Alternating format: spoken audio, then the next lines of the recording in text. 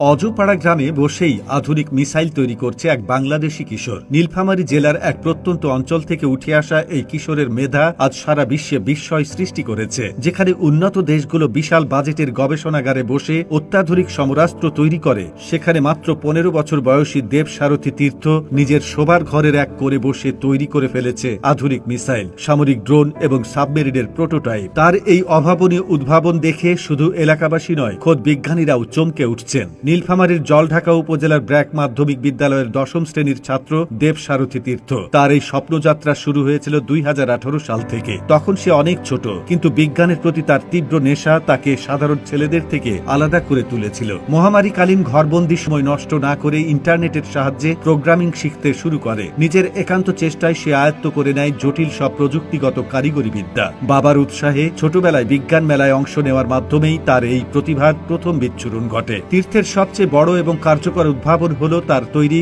উচ্চ ক্ষমতা সম্পন্ন সামরিক ড্রোন। সম্পূর্ণ নিজস্ব নকশায় তৈরি এই মাল্টিফাংশনাল ড্রোনটি দেশের সীমান্ত রক্ষায় এক যুগান্তকারী ভূমিকা পালন করতে পারে। তীর্থ জানায়, এই ড্রোনটি দিয়ে অনায়াসেই দুর্গম সীমান্ত এলাকায় সার্ভেইল্যান্স বা নজরদারির কাজ করা সম্ভব। শুধু নজরদারিই নয়, এটি আকাশ থেকে সুনির্দিষ্ট লক্ষ্যবস্তুতে বোমা নিক্ষেপ করতেও সক্ষম। একবার চার্জ দিলে ড্রোনটি আকাশে টানা 20 মিনিট উঠতে পারে এবং দীর্ঘ পথ অতিক্রম করতে পারে। এই ড্রোনের পাশাপাশি তীর্থ তৈরি করেছে অত্যাধুনিক সামরিক সাবমেরিনের ডিজাইন, যা পানির নিচে শত্রুপক্ষের গতিবিধি শনাক্ত করতে সাহায্য করবে। তবে তার এই সফলতার পথ মোটেও কুসুমাস্তীর্ণ ছিল না। তীর্থের বাবা একজন সাধারণ চাকরিজীবী, যার পক্ষে সমরাস্ত্র তৈরির মতো ব্যয়বহুল গবেষণার খরচ চালানো প্রায় অসম্ভব ছিল। কিন্তু অদম্য মেধাবী তীর্থ দমে যায়নি। তীর্থের মা তার ছেলের এই কঠোর পরিশ্রম এবং সাফল্যের কথা বলতে গিয়ে গর্বে আবেগাপ্লুত হয়ে পড়েন। তিনি বিশ্বাস করেন, সঠিক সুযোগ পেলে তার ছেলে একদিন দেশের মুখ উজ্জ্বল করবে। তীর্থের এই অনন্য প্রতিভা তাকে এনে দিয়েছে অসংখ্য আন্তর্জাতিক সম্মাননা।